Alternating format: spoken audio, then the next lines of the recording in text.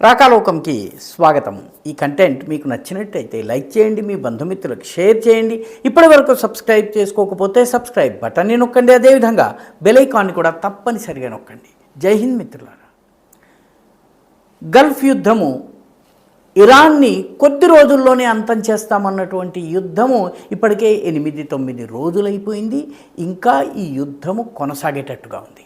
America ప్రారంభించినప్పుడు తక్షణం ఇరాన్లో మేము అధికారాన్ని మార్చేసేస్తాము, మాకు అనుకూల ప్రభుత్వాన్ని తీసుకొచ్చేస్తాము, ఇరాన్ దగ్గర ఉన్నటువంటి అన్ని రకాల ఆయుధాలని ధ్వంసం చేస్తాము, అణ్వాయుధ శక్తిని ధ్వంసం చేస్తామన్నది తరువాత కొద్ది రోజులకే ఈ యుద్ధము కనీసం 4 వారాలు నడుస్తుందండి. ఇప్పుడు సెప్టెంబర్ వరకు కూడా యుద్ధం జరగవచ్చు అని అమెరికా చెప్తోంది. దీని అర్థం ఏంటంటే ప్రస్తుతము ఇంకా 5-6 నెలల వరకు కూడా ఈ యుద్ధం జరిగే అవకాశం ఉంది. ఈ యుద్ధంలో ఇరాన్ నేలలోకి సైన్యము వెళ్ళేంత వరకు కూడా ఇరాన్ ఓడినట్టు కాదు. ఎందుకంటే ఇరాన్ యొక్క ప్రభుత్వం మారే అవకాశం లేదు, ఇరాన్ లోపల ప్రజా తిరుగుబాటు వచ్చే అవకాశం లేదు. ఎందుకంటే ఇటీవల జరిగినటువంటి అన్ని ప్రజా తిరుగుబాట్లను ఇరాన్ అణిచివేసింది. అమెరికా నుంచి ఏ రకమైన సహాయం రాలేదు. కాబట్టి ప్రజలు రోడ్ల మీదకి రావడం లేదు. ఏదో కొద్ది మంది స్లోగన్లు ఇస్తున్నారు. ముఖ్యంగా ఇరానీ మూలానికి చెందిన వాళ్ళు అమెరికాలోనో యూరోప్లోనో ఉంటే వీడియోలు చేసి పెడుతున్నారు. కానీ ఇరాన్లో తిరుగుబాటు రావటం లేదు. ఇరాన్లో ఉండేటటువంటి అజరీ మైనారిటీలు, అజర్బైజాన్కి దగ్గరగా ఉండే ప్రాంతాల్లో ఉంటారు, వాయవ్య ఇరాన్లో. వాళ్ళు తిరుగుబాటు చేస్తారంటే వాళ్ళ తిరుగుబాటు 2-3 జిల్లాలకు మాత్రమే పరిమితం. అదేవిధంగా ఈ కుర్దులు ఎవరైతే ఉన్నారో ఈ కుర్దులు తిరుగుబాటు చేసేటటువంటి అవకాశము ప్రస్తుతము లేదు. ఎందుకంటే అమెరికాకి అనుకూలంగా యుద్ధం చేయటం వల్ల తమకు ఎలాంటి లాభం లేదని కుర్దులు కూడా భావిస్తున్నారు. కుర్ద్ అని మనము తెలుగులో రాస్తుంటాం, కానీ వాటిని వాస్తవానికి కర్డ్స్ అని చెప్పి ఉచ్చరిస్తారు ఇంగ్లీష్లో. ఇక సున్నీలు ఖుజేస్తాన్ ప్రాంతంలోనూ సిస్తాన్ బెలూచిస్తాన్ ప్రాంతంలోనూ సున్నీలు ఉన్నారు, కానీ వాళ్ళు కూడా తిరుగుబాటు చేసేటటువంటి పరిస్థితిలో లేరు. కాబట్టి ఓవరాల్గా ఇరాన్ ఇంటాక్ట్గా ఉంది. ఇరాన్లో ఉన్నటువంటి ప్రభుత్వం పోలేదు, వాళ్ళ చైన్ ఆఫ్ కమాండ్ విధ్వంసం కాలేదు.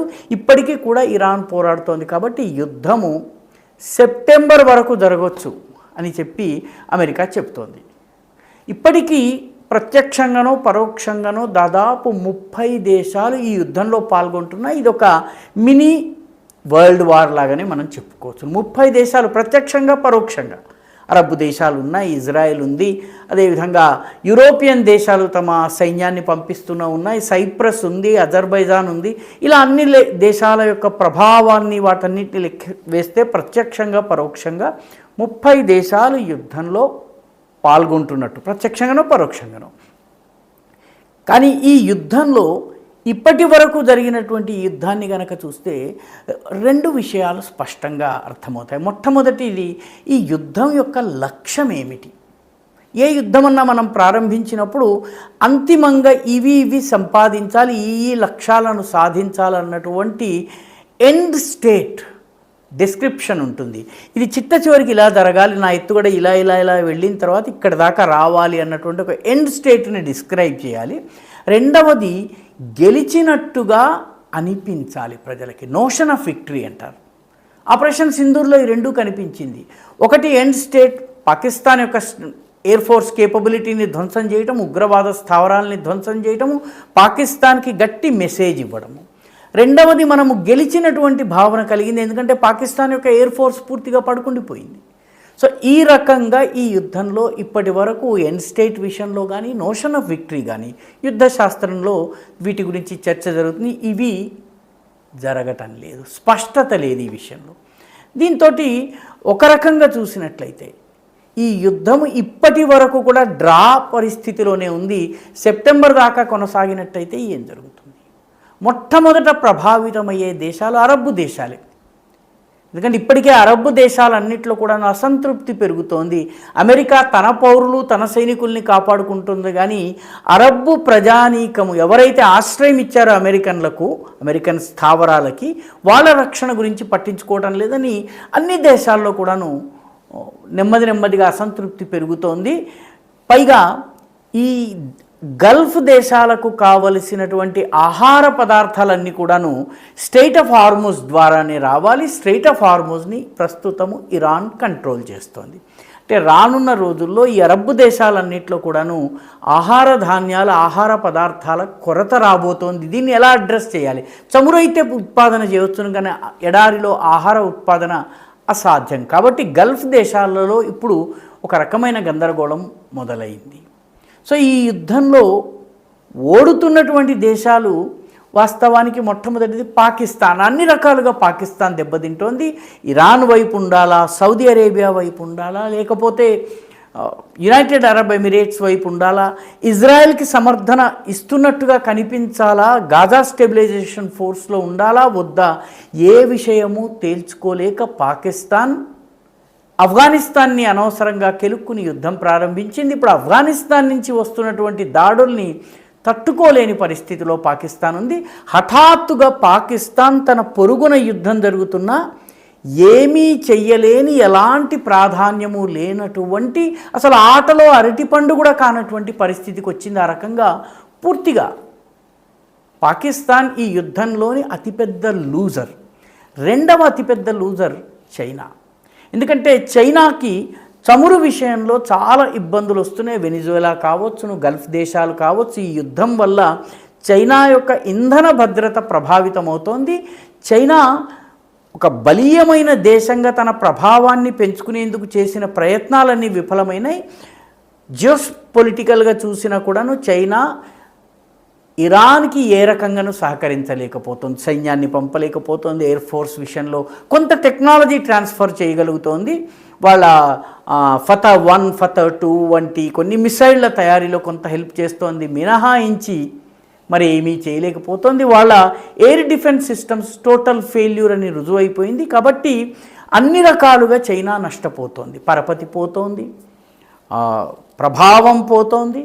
అదేవిధంగా చమురు పరంగా, ఇంధన పరంగా కూడా దెబ్బతింటుంది. విన్నర్స్ ఎవరు?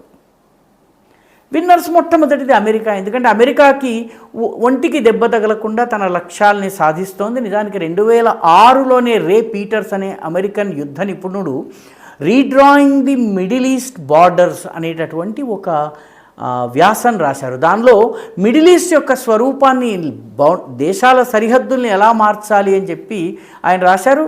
దానిలో సిరియా, ఇరాక్, లెబనాన్, పాకిస్తాన్ వీటన్నిటినీ ప్రభావితం చేయాలని కోరుకున్నారు. పాకిస్తాన్లో ప్రస్తుతం బలూచ్ తిరుగుబాటు కానీ, కేపీకే ఖైబర్ పఖ్తూన్వాలో తహరీక్ తాలిబాన్ పాకిస్తాన్ తిరుగుబాటు కానీ ఆయన రే పీటర్స్ 2006లో ప్రతిపాదించిన దానిలో ఉన్నాయి. అదేవిధంగా లెబనాన్ని మళ్ళీ క్రిస్టియన్ మెజారిటీ దేశంగా చెయ్యాలన్నటువంటిది రే పీటర్స్ ప్రతిపాదించారు.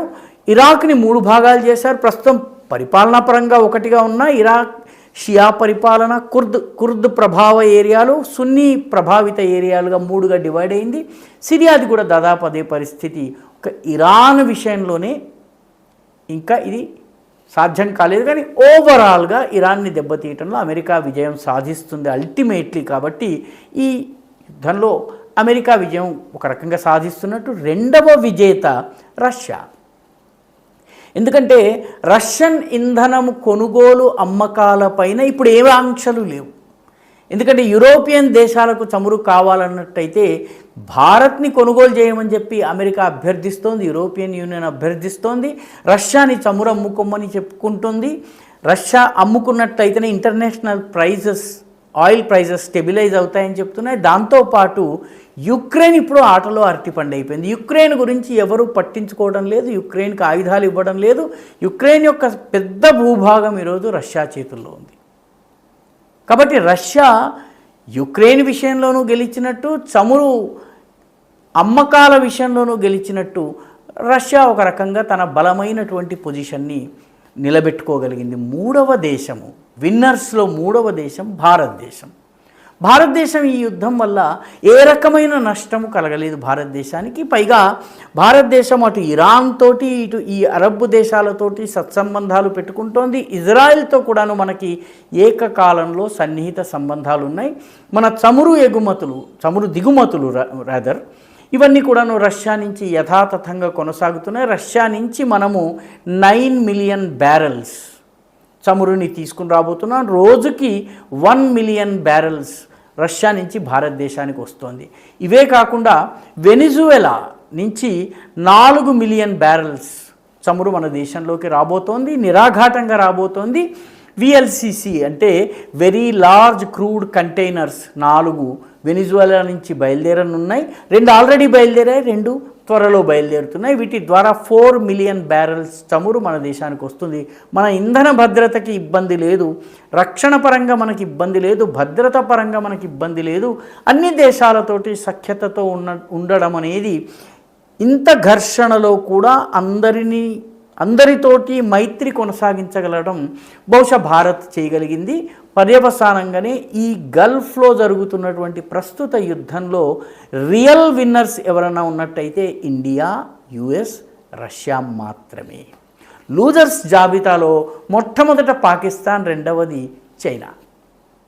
ఈ వీడియో మీకు నచ్చినట్టయితే లైక్ చేయండి, షేర్ చేయండి, ఈ ఛానల్కు సబ్స్క్రైబ్ చేయండి. మీ అభిప్రాయాన్ని కమెంట్ల రూపంలో తప్పనిసరిగా పంపించండి.